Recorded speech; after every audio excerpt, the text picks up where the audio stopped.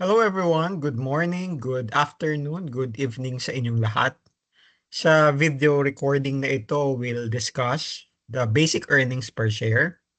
And then this will be followed by a discussion on diluted earnings per share, but that will be made on a separate recording. Okay, so the standard that covers earnings per share, both the basic and the diluted, ay PAS 33 or IAS 33. So earnings per share, all right? Now, the objective of this standard is for us to learn the principles or to prescribe the principles for the determination and presentation of EPS. So pag earnings per share, ang acronym natin dyan ay EPS. Para saan? So ito, highlight ko po yung importante objective to improve performance comparisons between different entities. Ang problema kasi natin when we prepare the financial statements, magkakaiba yan. Depende sa laki, sa size ng entity.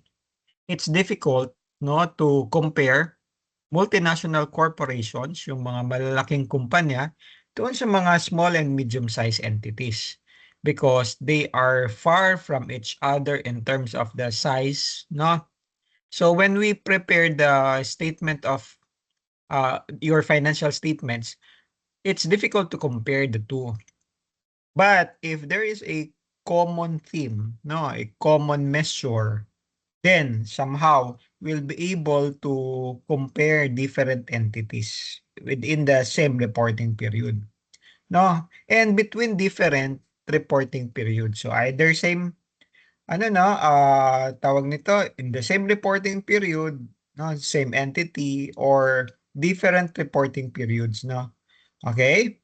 Even though earnings per share data have limitations because of different accounting policies sa answer, sa pag-determine ng earnings, but in this discussion, we'll discuss extensively, if I may use the term, detailed yung numerator and denominator. But we'll focus later more doon sa denominator, para mas maintindihan po natin papaano ba natin ito kinukompute.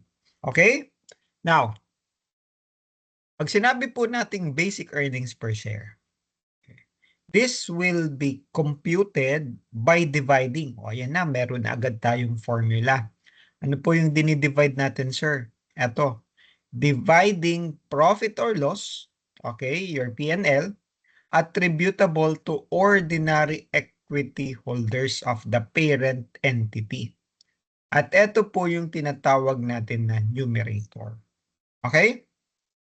Plus, highlight din po natin yung attributable to ordinary equity holders kasi syempre, when we compute in your statement of comprehensive income, your profit or loss, hindi naman natin ina-identify doon.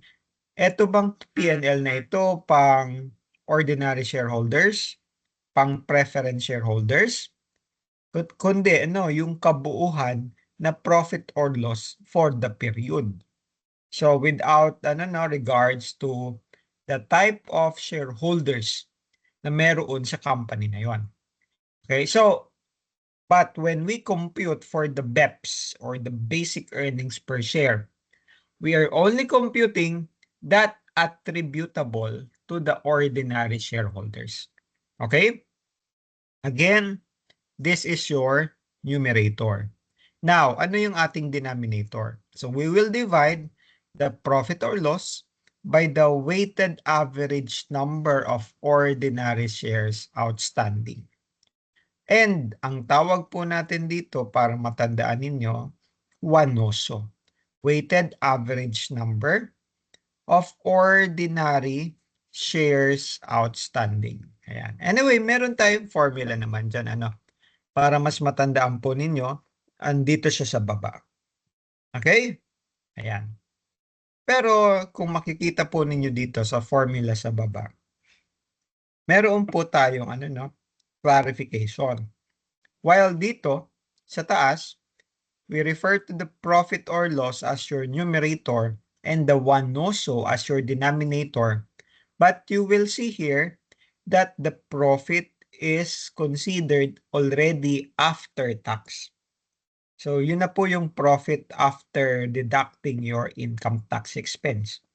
But in case of companies na merong mga preference shareholders, kung merong preference dividends, kailangan po natin itong ibawas kasi ang pinag-uusapan po natin dito na profit or loss ay yung attributable lamang sa ordinary equity holders or yung ating mga ordinary shareholders. So, i-clarify natin, ano ba yung numerator, ano ba yung denominator? Kasi from the definition, we were able to identify, okay, sige po, your profit or loss, or sabihin na lang natin yung earnings. Kaya nga po, sa title, earnings per share. Nandoon na po yung ating formula. I don't know if napag-aaralan po ninyo ito sa mga ratio analysis, sa financial statement ratios. Okay? Pero earnings, ito po yung ating numerator. Share is your denominator. Pag sinabi po nating earnings, ito yung profit or loss attributable. Ito, na-identify na natin sa definition in paragraph 10 of the standard, no? And sabi natin, ito namang shares mo, ito yung WANOSO, weighted average number of ordinary shares outstanding. Pero para mas lalo pa natin itong maintindihan, pag pinag-uusapan po natin yung numerator, yung earnings, quote-unquote, no? That should be adjusted. Kaya dito papasok na yung ating formula dito sa baba na minus preference dividends. Adjusted daw for the after-tax amounts of preference dividends. May asterisk tayo dito. I will explain momentarily sa susunod na slide, no? Differences arising on the settlement of preference shares and other similar effects of the preference shares classified as equity. Okay? And then, mamaya, pag-usapan naman natin yung denominator. Sa mga susunod na mga slides, focus muna po tayo dito sa numerator. Okay. So, highlight natin ito. After-tax amounts of preference dividends. Okay. Bakit? Kasi meron kang minus preference dividends dito. So, ano ngayon yung impact ng mga preference shareholders? Kasi nga, again, attributable to ordinary equity holders. Ang sinasabi po kasi ng standard, the after-tax amount, please take note, after-tax amount, is the after-tax amount of any preference dividends on non-cumulative preference shares declared in respect of the period, and pag cumulative naman, whether or not declared. Sandali. So dito, class, sa A and B, pinapakita po nito yung characteristic ng mga preference shares, na cumulative at saka non-cumulative. Bakit? If you still remember, for cumulative preference shares, so kinakount natin yung mga dividend in arrears kung sakaling may hindi pa na-declare. Okay? But for non-cumulative, kakalimutan natin, di ba? Yung mga dividends na hindi na-declare. Kung nag-declare, di good. Pero kung non-cumulative ka, tapos walang declaration in the past, wala na po tayong hahabulin doon. Now, yung impact po nito sa computation ng ating earnings per share, specifically yung earnings, yung numerator, is that kung non-cumulative ka, magbabawas tayo ng preference dividends for the period kung merong dividend declaration. Kaya nga, binold ko na, in-underline ko pa yung declared at saka for non-cumulative.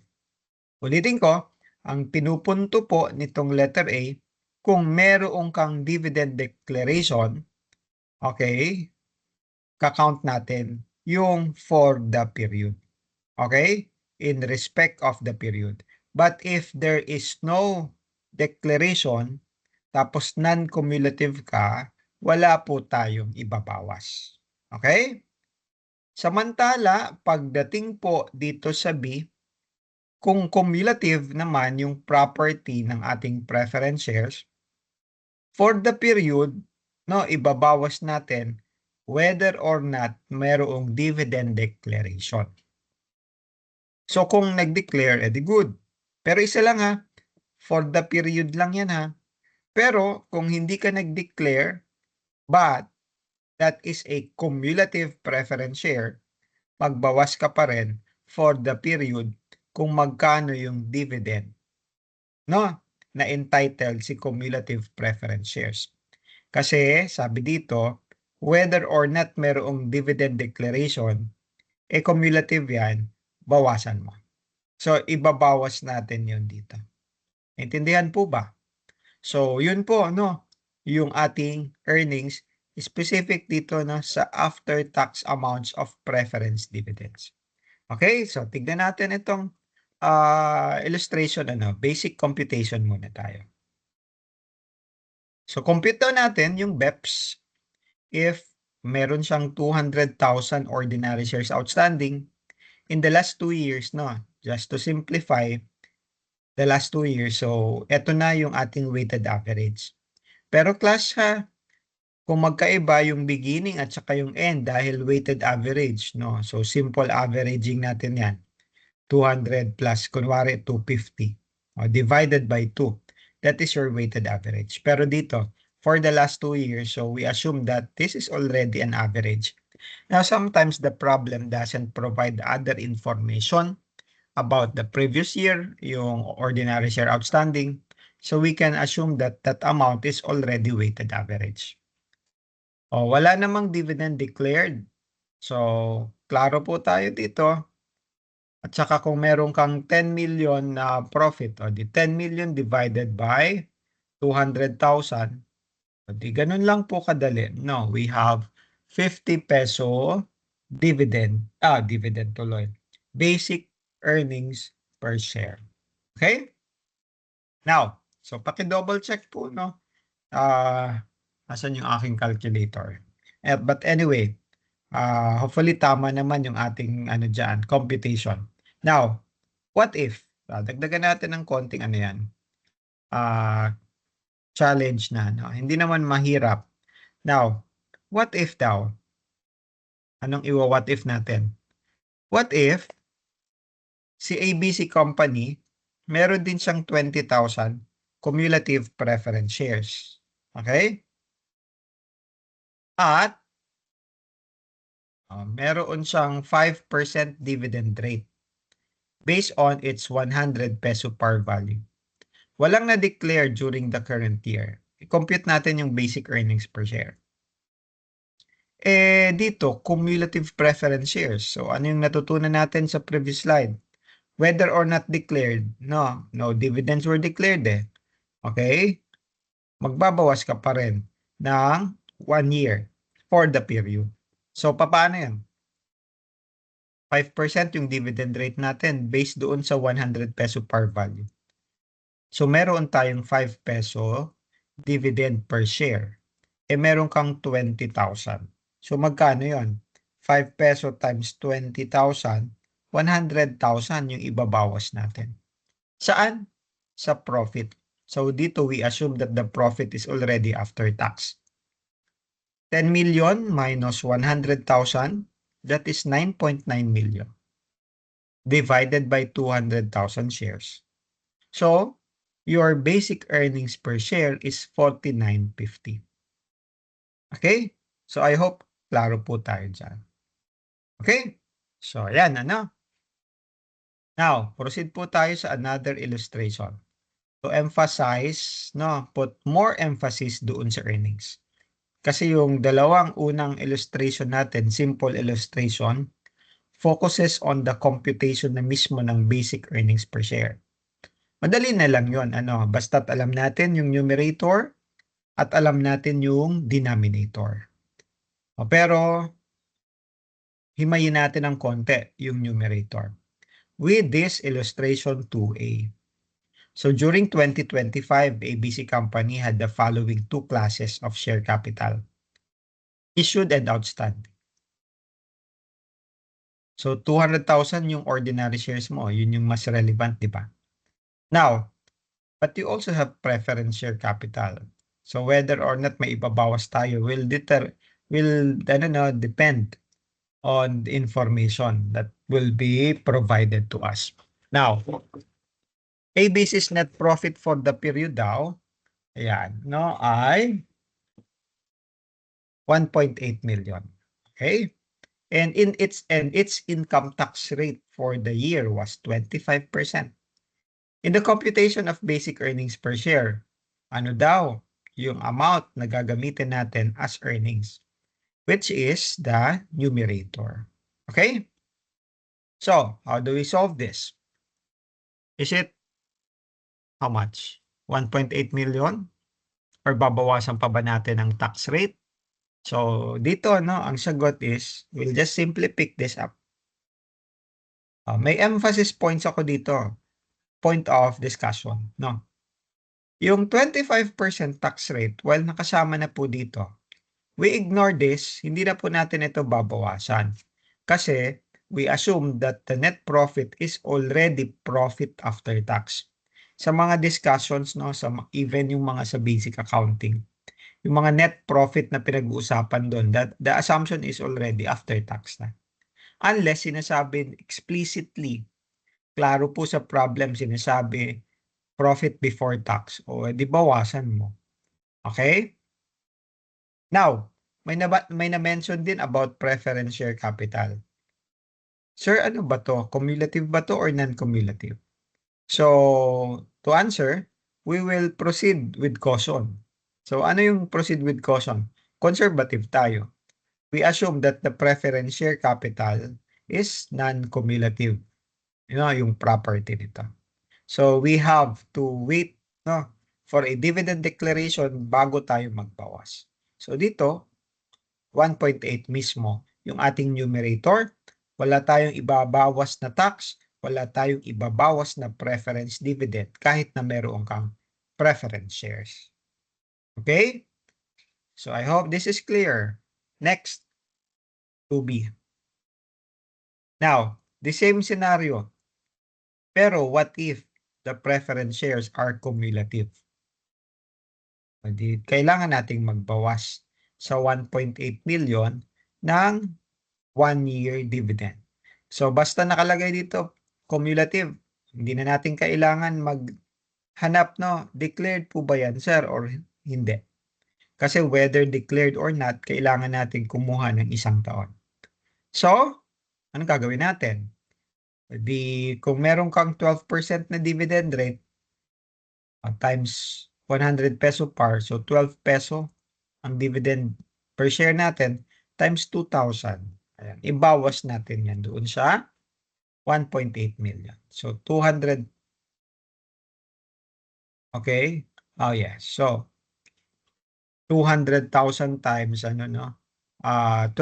So, saan galing yung 200,000? Minultiply natin yung 2,000 shares sa 100 peso par value. So, in this case, your profit, minus preference dividend, which is your earnings, your numerator, ay 1,776,000 na lamang. Okay? Now, meron pa po tayo ditong point of emphasis. Ang preference dividends po natin dito will not be affected by income tax. I-ignore po natin ito. Okay? Kasi the dividends, anong sabi dito, distribution of profit. Hindi po yan part of the expense. Nangyayari po yung dividend declaration once we already determine the profit after tax. So, dinidistribute. Hindi po yan magagaling sa expenses, no? And if you remember, in the computation of your profit, of your income tax, so, kinocompute muna natin yung income tax bago tayo mag-declare ng dividend. So, that dividend is paid out of after-tax profit. Now, if you remember your financial management, no, and if you still remember your IAS 12 on accounting for income tax, dividends do not reduce taxable income. Okay? Ang meron kapag financial liability. Alright, but anyway, maybe we will proceed there, no? Sa mga other examples natin. Probably on diluted earnings per share. Alright? So, eto lamang po, no? Ang gusto kong bigyan ng punto dito for preference dividends. Okay? Next. Proceed po tayo. So, eto, clarification. Kasi kahit ako din, sometimes nalilito dito. So, I seek the help of AI, ChatGPT to be specific, no? To clarify, ano ba ang pinupunto? Sir, kasi nalilito po ako. Ano po yung nalilito? Ang sinasabi kasi dito, after-tax amount of preference dividend. Okay, gets ko yung kalituhan. After-tax amount of preference dividend. Yes, preference dividend binawas natin, but we don't necessarily need to deduct the tax rate of 25%, no? Doon sa na-compute natin na preference dividend. Bakit? Kasi nga, in-explain natin na etong ating computation, etong 200,000 times 12% is not taxable. Okay? It does not reduce your taxable income. Kasi hindi po yan expense. Pero, pag sinabi kasi nating after tax, ang starting point, no, ang pinupunto lang nito, yung after tax amount of preference dividend, the starting point is already after tax. So, ang sinasabi ng standard is, bawas mo yung preference dividends from profit after tax, hindi from profit before tax. And please consider as well na yung PAS 33, it covers multiple instruments. Although sa ngayon, simple pa lang naman yung pinag-uusapan natin. We are talking about preference shares, no? But the standard covers not only equity preference shares. Kasi if you remember, substance over form, no? Meron tayong mga preference shares na in form, equity siya kasi preference shares, but in substance, liability. So if the preference shares ay considered natin as liability rather than equity, edi meron tayong tax deductibility doon. Kasi that is already a liability. Okay? So, ayan po I hope this clears any confusion in the air. Okay? So, ayan po. Next. Pag-usapan naman natin ngayon, etong differences. Kanina, ang finocus natin yung after-tax amount of preference dividend. Ngayon naman, eto, hinighlight ko, yung sumunod. Differences arising on the settlement of preference shares. At makikita po ninyo dito sa ating formula na nadagdagan, kung kanina, profit after tax minus preference dividends. Ngayon naman, actually, dalawang case ito. Depende kung sino yung mas malaki. Dito sa case 1, mas malaki yung retirement price sa carrying value ng preference shares. Kaya nauna yung retirement price. Okay? Tapos case 2 mamaya, baligtad naman. Mas malaki yung carrying value kumpara sa retirement price. So, pakita natin through an illustration. Same pa rin po, na example from the previous slides. Pero, ito. Suppose that on October 1, 500, hindi 1.5 500 lamang po na preference shares ay ni-retire at 150 peso. Nung yung carrying amount po nito ay 130. So, in-highlight ko na po yung kailangan ninyong maalala at makita kaagad. So that klaro at malinaw, klaro na malinaw pa. Na yung retirement price natin dito ay yung 150 at yung carrying value ay 130. Okay? So this is your retirement price. At ito, klaro naman, carrying amount. So carrying value. So, the question is, ano yung amount ng earnings, yung numerator na gagamitin natin if the preference shares are cumulative? Okay? So, dito, stick tayo kanina doon sa 1776 ba yun? Pero at this time, no, meron pa tayong ibabawas. 150 minus 130, you have a 20 peso difference. Multiply mo dun sa 500.